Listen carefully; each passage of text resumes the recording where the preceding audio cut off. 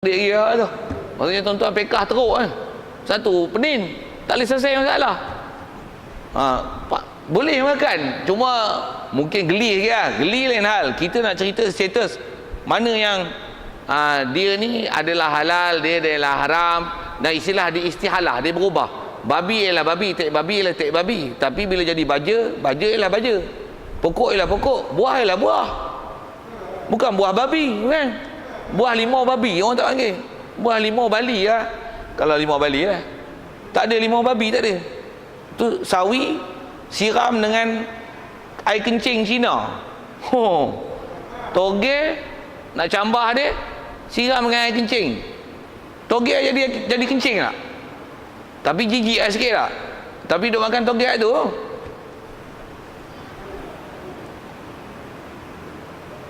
Boleh faham saya sebut apa ni? Kita bukan cerita masalah jijik tak jijik dan galakan nak makan apa. Kita nak sebut status. Okey. Tantu dulu soal sebelum masuk bab babi lagi. Bab gelatin tu. Tuan-tuan boleh faham saya sebut istihalah tu. Boleh faham. Cuma saya tak hammer kan satu lagi untuk faham format tu. Sekali kena hammer tu kod yang tu dah kena pasak pun dia kuat, yang ni duk longgar.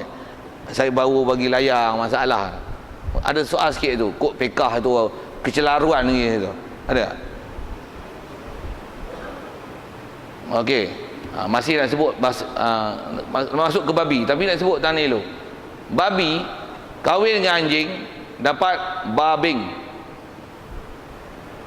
Haram tak? Masih najis tak? Okey, anjing babi keturunan dia memanglah. Ni anjing dengan kambing. Apa? Dapat keturunan dia ambing. Maksudnya anjing dengan kambing. Anbing ni mughalazah tak? Mughalazah tak? Mughalazah pasal apa? Masih babi. Pasal apa? Dia keturunan babi. Dia lah babi. Kalau sebut dengan fakta sains sikit, dia DNA babi. DNA tuan-tuan tahu tak? DNA apa dia? Saya pun bukan kerti sangat. Tapi DNA ni dia ialah struktur genetik yang ada dalam darah ataupun juzuk-juzuk binatang, yang dengan itu boleh mengenal dia ni daripada mana, dan boleh kenal dengan pasti seolah-olah macam kita pergi pasar raya yang bila kita nak bayar kat cashier tu kan dia ambil ni, dia ada alat krip, dia macam barcode, tau. Tengok DNA boleh tahu siapa ni, babi mana, Afrika ke, babi mereka ke, babi Malaysia ke. Tuan-tuan ambil rambut tuan-tuan boleh tahu DNA tuan-tuan. Tapi kita Malaysia tak ada undang-undang DNA lagi, jadi tak ada lah maklumat tu. Macam tu kot sekali lalu DNA. Jadi babing ni ambing, maksudnya keturunan anjing dengan babi. Anjing dengan kambing. Babing lah. Babi dengan anjing. Babi itu tutuh anjing ataupun ambil benda yang babi buh ke anjing. Jadi anjing babing ataupun kambi. Adakah masih hukum babi? Pasal apa? Ada genetik babi. Siap. Boleh faham tu? Baik. Masuk gelatin. Faham tak? Gelatin ni maksudnya lemak babi. Kalau gelatin babi. Cuma nama gelatin lah. Nama dah tukar. Tapi adakah dia masih babi? Iyalah, lemak babi, gelatin babi. Kalau sebut dengan DNA, bolehkah masih lagi dikesan DNA babi? Jadi babi tak lagi? Babi ya. Soal, adakah dia dipanggil tahawalat, istihalah ataupun taghayyurat apa tadi? Pasal apa? Pasal dia adalah babi. Dia bukan macam taik babi jadi baja pokok serap. Dia bukan macam telur waktu makan nasi jadi darah, waktu darah jadi air mani. Dia bukan macam tu. Dia bukan macam tu. Pula tu yang tu proses pula made in Allah Ta'ala. Kita tak masuk campur. Gelatin buat kerja dalam amal lah. Ambil lemak babi, proses lah. Proses dalam amal tu yang jadi gelatin. Jadi masih babi. Ubat gigi masih babi. Buatlah penaik ke apa ke yang ada kod E tu, macam-macam E pewarna, E penahan, E stabil, E apa E tu, masih babi. Masih babi. Kalau macam taik babi, pokok serap, tak apa. Dia bukan yang tu dipanggil tahawalat. Kalau tu yang saya sebut, buah, limau, baja taik babi, halal makan. Pasal dia tahawalat, dia bukan babi. Sayur siram dengan air kencing babi. Sayur yang tumbuh tu, walaupun tumbuh dengan kencing babi, kencing orang, sayur tu ialah hukum sayur. Pasal dia tahawalat. Tapi bila kena najis, kena cuci lah. Kalau dia memang daripada babi, kena istilahnya serpu tu, 7 kali air, 1 daripadanya ialah air tanah. Hak tu mestilah. Tapi dari segi sayur ialah sayur, togel lah togel, cuci bersih, boleh makan lah. Tapi bila gelatin, dia lah babi. Jadi kalau ada orang kata gelatin babi ni pasal dah diubah rupa, bukan daripada babi, jadi dia tak babi, tak betul lah. Setuju tak betul? Kalau ada orang kata gitu, macam mana? Bodoh, walaupun difatwa oleh majlis fatwa dunia. Bodoh. Dia tak faham. Saya ngaji pondok, tok guru syarah gitu ya. Aku orang pondok faham. Hang dengan maklumat sains, saya pun tahu kat sains, saya sebut maklumat sains tadi. Yang tu dia bukan istilahnya tahawalat. Dia bukan berubah daripada tarik jadi baja, tak ada. Memang babi. Di atas sebut DNA, memang ada DNA babi. Jadi dia lah masih babi. Ingat tu. Walaupun dia jadi coklat, dia jadi aiskrim, dia jadi pewarna, tapi dia adalah babi. Jadi kaedah kita dalam fiqh, kalau keturunan babi pun adalah hukum babi. Kalau memang daripada komponen babi, lemak babi, bulu babi, apa babi, semua adalah babi. Ini haram. Tak payah tengok fatwa Yusof Qaradawi. Kalau dia kata boleh pun, macam mana? Jawab? Bodoh. Siapa kita? Memanglah kita tak ada siapa-siapa, tapi dia faham tak betul. Satu hari itu lagi kalau saya sebut, pasal kita bicara bab akidah kan. Kita belajar bab ketuhanan, belajar sifat 20, belajar apa yang ulama ajar dengan kaedah berfikir, dengan kaedah berdalil. Walaupun kita bukan ulama, bukan pakar, tapi kita belajar format daripada ulama yang betul. Ada orang kata tak wajib belajar sifat 20, ulama pakar kata wajib, dia kata tak wajib. Bodoh. Nah, kau payah. Siapa dia? Kalau dulu kadang-kadang dia orang duk kata pakai Quran hadis.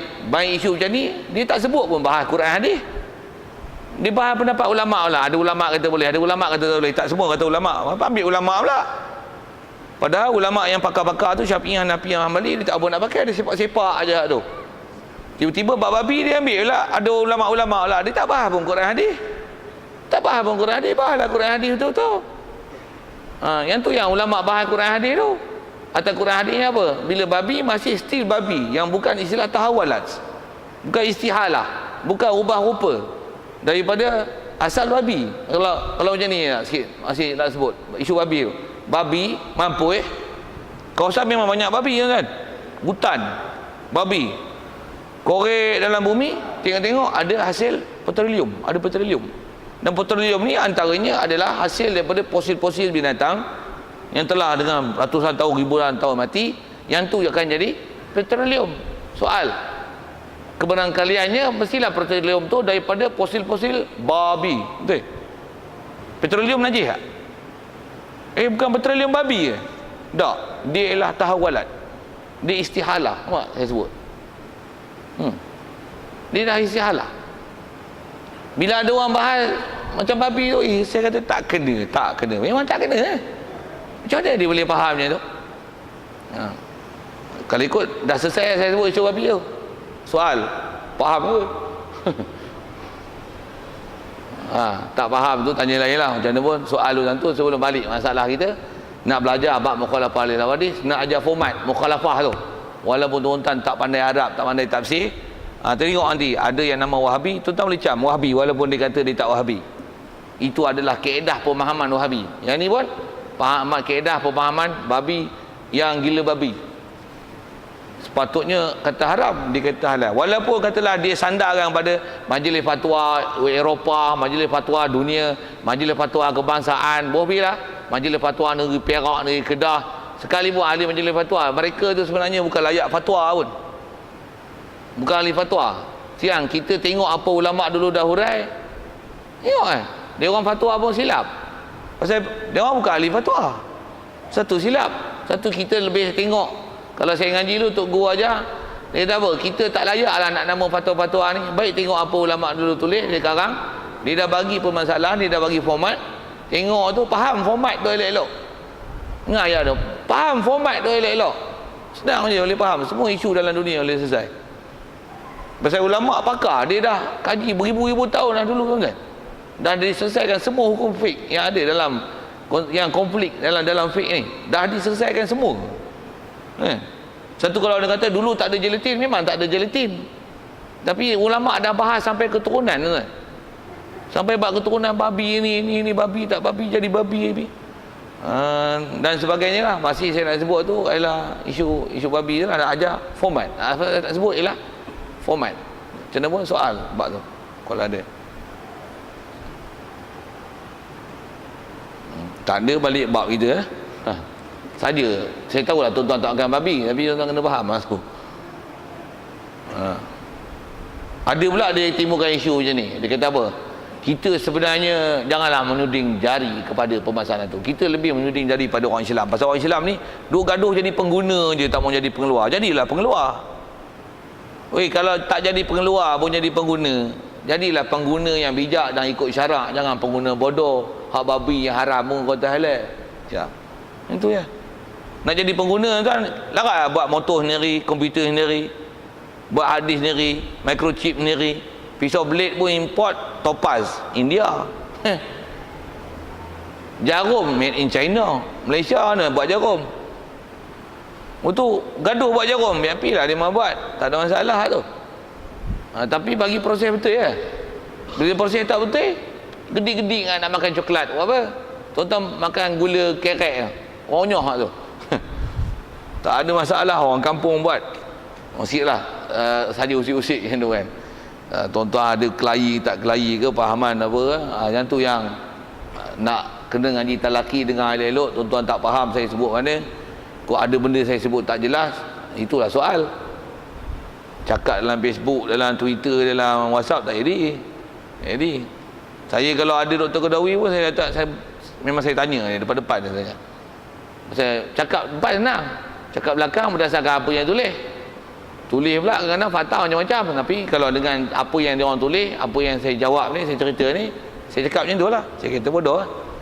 Jadi dia jawab salah pasal yang ditulis fakta tu macam tu. Baik.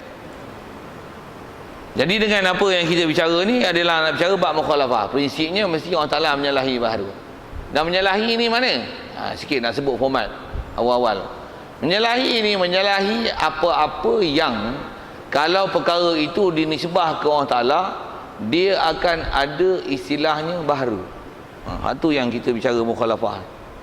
Kalau ada apa-apa yang dinisbah ke kita dan ke Allah Ta'ala, tetapi dengan menisbahkan perkara itu taklah dipanggil baharu, itu tak jadi nama baharu.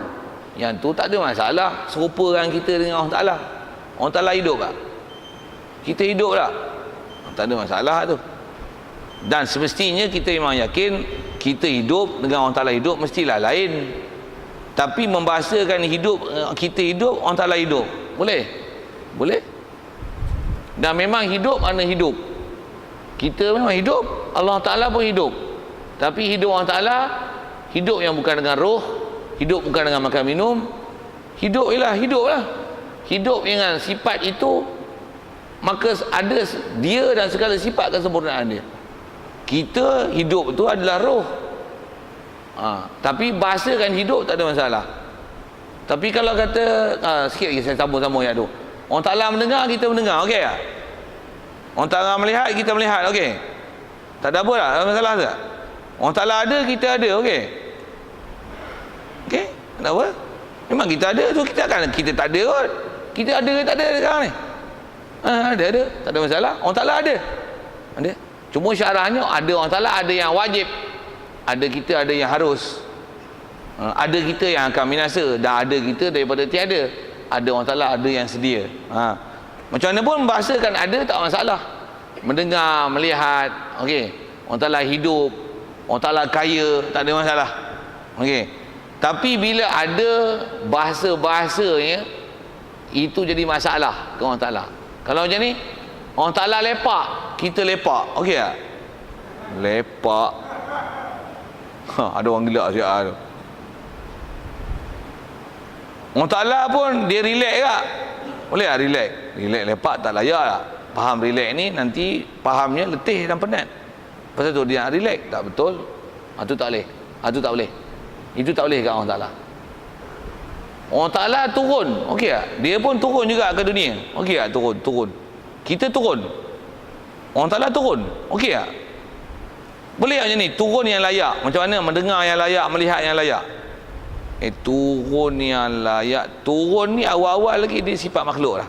Melihat bukan sifat makhluk. Maksudnya melihat ni bukan sifat khas makhluk. Dia sifat yang ada pada Allah Ta'ala, ada pada kita. Allah Ta'ala bagi kita melihat. Cuma huraian melihat tu lain. Tapi turun kalau ikut, makna turun apa? Atas ke bawah? Naik apa? Bawah ke atas? Allah Ta'ala pun datang. Apa makna datang? Datang ni berpindah daripada satu tempat ke satu tempat. Maksudnya mengisi ruang. Allah Ta'ala ada di langit. Okey tak? Kita pun pergi langit nanti. Okey tak? Rasulullah pun ada di langit, Isra Mi'raj. Allah Ta'ala pun ada di langit juga.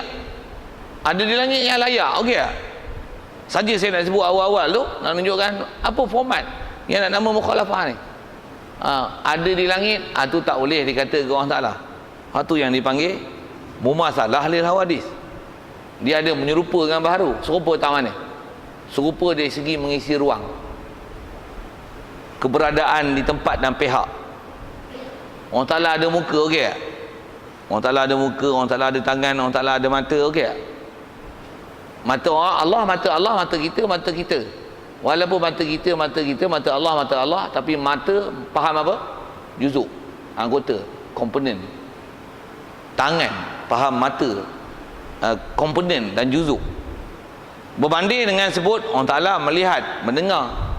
Melihat, mendengar bukan telinga dengan mata, kan? Melihat sifat, mendengar sifat. Tapi kalau muka itu juzuk. Juzuk tu sifat baru. Mengisi ruang sifat baru. Allah Ta'ala pemurah. Sikit kalau sebut pemurah tu. Pemurah mana apa? Bahasa memang terjemah Melayu Ar-Rahman, pemurah, Ar-Rahim, penyayang. Ambil penyayang tu senang. Lagi power dia punya maksud. Sayang ni apa? Sayang ni mesti daripada hati dan perasaan. Allah Ta'ala ada hati perasaan tak? Subhanallah. Untuk sayang di atas kata sifat sah dikata ke Allah Ta'ala sayang, tapi huraian lagi betul. Melihat sifat boleh disebah ke Allah Ta'ala.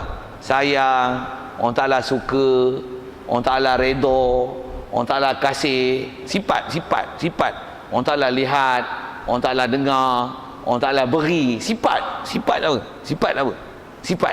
Sifat Allah Ta'ala ada mata, lihat. Allah Ta'ala ada muka, lihat. Muka sifat muka juzuk. Tangan juzuk. Masa tu tak berasa tangan Allah Ta'ala. Satu, ulama kita dia ajar mengikut kaedah Ahlussunnah wal Jamaah dan Abu Hasan Asy'ari, Abu Mansur Maturidi, salaf dan khalaf. Kita jumpa nanti ke depan ni insya-Allah. Mana-mana ayat Quran yang macam tu dia tak boleh telan muka makna muka, salah. Pasal menisbahkan muka ke Allah Ta'ala adalah salah. Yang salah mana? Muka dengan makna muka. Itu salah. Jadi muka dengan makna muka tu apa dia? Muka dengan makna juzuk dan anggota. Yang tu salah. Kalau muka, kata memang lafaz tu ada, mesti ada makna. Mesti bukan makna juzuk dan anggota lah. Mesti ada makna. Muka pintu, muka jam lain. Tapi bukanlah makna juzuk dan anggota. Kalau faham ada muka, muka yang layak. Tapi muka je.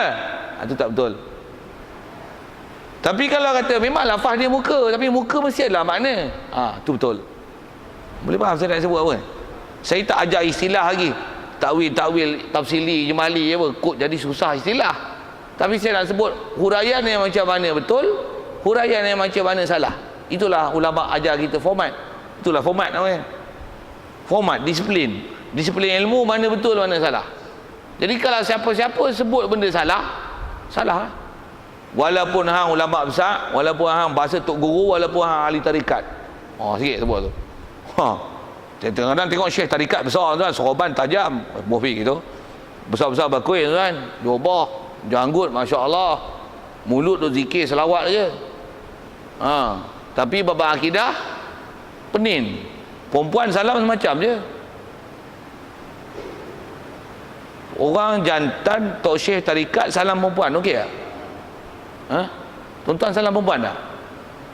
Tuan-tuan pun tak salam Tuan-tuan tak dapat ahli batin hakikat dia ikut. Dia orang dah sampai martabat batin macam tu, martabat hakikat. Hakikat kepala otak, menyalahi syariat awal lagi. Nabi pun tak pernah salam dengan perempuan untuk bai'ah masuk Islam. Dia kata yang ni orang hakikat je boleh faham. Kepala otak mu. Saya sebut apa? Ulama dah ajar format. Dia dah ajar format. Hakikat-hakikat anak tanggung mana ada. Bila menyalahi syariat out. Menyalahi format out. Tak kira ulama besar mana. Satu kata kita tak ulama pun kita tahu ulama sesat. Macam mana kita boleh faham ulama sesat? Jawab. Format. Walaupun kita bukan ulama, kita apa kita tahu Quran baca tak apa nak boleh lagi. Tapi kita tahu akidah dia tak betul. Tarikat ni sesat. Macam mana hang tahu tarikat sesat? Apa betul tak? Memanglah kita tak ada tarikat, tapi walaupun tak ada tarikat, tak tarikatnya. Bopi main bahasa sikit tu. Kata cakap sikit nak komplain ni, Yusof Qaradawi apa ni, Asri apa ni. PhD apa betul tak? Memang aku tak ada PhD, tapi apa ada PhD pun macam sekolah tarikat. Fikir tak betul tu kita nak ajar, saya nak ajar format tu. Pasal kita bila ajar format ni, yang kita ngaji, zaman kita tuan-tuan, memang nak cari orang pakar sungguh payah. Yang saya ngaji lepas satu guru dia asuh dengan format. Saya dapat format tu. Satu bukan ni komplain orang. Walaupun orang nak komplain kita, Tuhan ada komplain, tapi mana tak puas hati, duduk main sembang. Saya tak apa, saya berani. Saya takkan cakap apa benda yang saya mengaji disiplin. Tok guru ajak saya bercakap macam mana. Kita mengaji berkitab kan, satu. Tu kalau saya sebut, kalau disebut bangga dengan PhD dia orang PhD mesti ada credit hours, ada work paper dia orang lah kan. Ada assignment dia. Nak kira credit hours, kalau ingat saya credit hours saya berapa jam saya mengaji, berapa jam saya tadah kitab, dia orang berapa jam jumpa bersyarah, berapa tahun buat PhD. Ada PhD 10 tahun tak buat satu PhD 10 tahun. Waktu lembab 10 tahun. Ijazah sikit lah kalau nak pelakir PhD tu. Dia kata ada PhD ni sistem Yahudi. Nabi Muhammad mana ada PhD. Sikit lah kalau dia nak bangga dengan PhD tu. Pasal PhD pun sistem Yahudi bukan sistem Islam. Jadi yang pentingnya ketepatan maklumat dan fakta tu. Dengar elok. Saya syarah cara kampung ya, cara budak-budak. Cara tadika kan. Nak syarah panjang-panjang PhD, saya memang tak ada PhD. Tapi dengar orang PhD cakap dengan orang tadika cakap. Kadang-kadang budak tadika cakap betul lagi daripada orang PhD. Sikit kalau saya sebut lagi masih masalah tu, orang tadika dengan PhD. Nak sebut juga pasal kita nak sebut ni sebut format. Yang lagi pun yang kita dah sebut istilah salafi, salaf, khalaf dan salafi wahabi tu hak mana. Tuan-tuan kena faham format. Tuan-tuan tak faham format, tuan-tuan pening. Tuan-tuan kata sama tak sama. Yang jadi tuan-tuan tak faham, tuan-tuan duk faham sama tu yang jadi Islam liberal, Islam satu Malaysia, Mujassimah boleh terima, politik pun sama aja. Hijau biru sama, DAP pun sama. Tuan-tuan format tak betul. Ada format tak betul. Satu tuan-tuan kata sama. Cara faham tuan-tuan tak betul. Cara pemikiran tak betul. Ada format tuan-tuan silap. Ada virus ganggu. Satu tak boleh jawapan betul, sepatutnya jawapan mesti betul. Okey. Saja saya nak sebut tu, nak menunjukkan kata apa disiplin ilmu tu, disiplin ilmu. Baik. Jadi asal kita nak bercakap ni tak mukhalafah lah. Allah Taala mesti menyalahi baharu. Jadi asal nak ajar format tu, prinsipnya apa-apa yang nama baharu mustahil dinisbah ke Allah Taala. Jadi nama baharu tu apa? Yang memang di situ kalau dinisbah ke Allah Taala, dia akan memahamkan ciri baharu. Apa dia? Tengok saya sebut baharu ni. Apa dia baharu? Antara baharu itu adalah mengisi ruang. Baharu itu adalah berada di tempat. Baharu itu adalah berpindah daripada satu hal ke satu hal. Baharu itu adalah mengambil manfaat. Baharu itu adalah berhajat. Baharu itu baharu itu adalah berjuzuk, beranggota. Baharu itu adalah dilalui proses masa dan keadaan.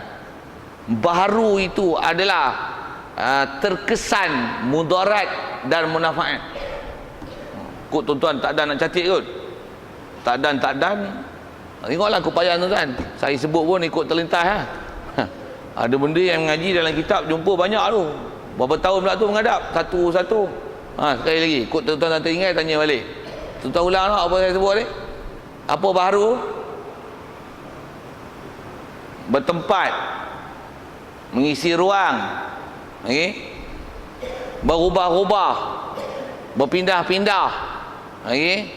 Berjuzuk, beranggota, berjirim, berjisim. Itu istilah sikit kau tak faham lagi.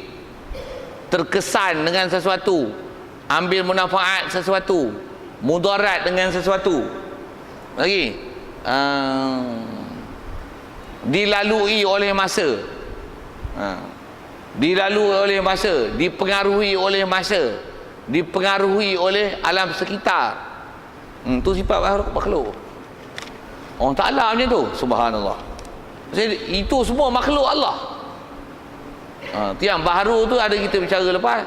Bila sebut mukhalafah lil awadi, Allah Ta'ala menyalahi baharu. Baharu tu apa? Hari tu kita belajar apa? Baharu ni. Baharu ni ialah maujudun yang qablahu adamun. Setiap benda ada yang didahului oleh tiada. Itulah baharu. Jadi bila baharu, apa ciri baharu? Apa benda yang dia tak ada boleh ada?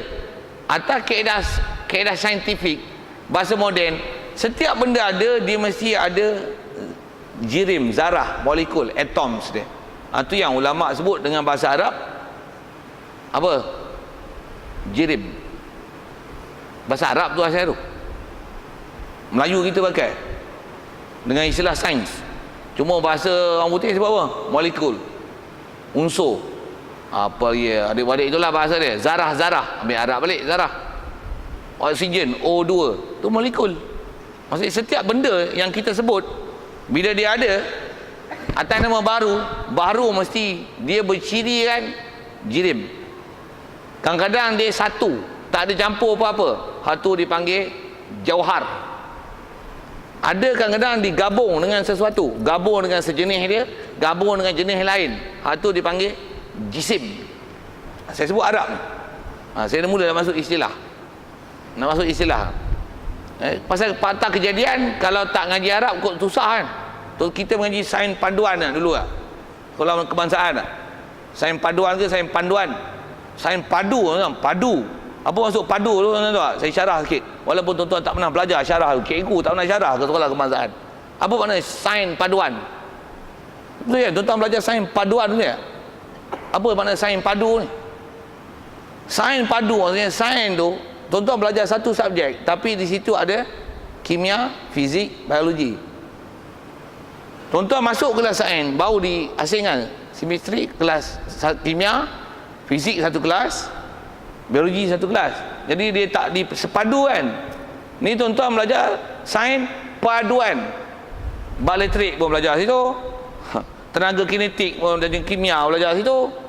Bab oksigen, hidrogen, kalium pemangganat lah apa, ketalimas pun belajar kat situ. Tuan-tuan belajar karbon, kena oksigen jadi karbon dioksida, ada H2O, kimia pun belajar kat situ. belajar fizik, belajar kinetik, yang ni tekanan, daya Newton, fizik pun belajar situ. Saya reti nak beza tu, mana fizik, mana biologi, mana kimia. Pasal saya tak ngaji sains paduan, saya ngaji, saya kelas sains dulu sikit lah tu kan. Saya tu pun saya dah kenalkan diri. Tapi saya tak nak tujuan bangga sains tu. Tapi saya nak cerita apa, istilah yang ulama kita syarah dalam kitab ni, istilah tu istilah sains yang ahli sains guna istilah tu. Pasal makhluk mesti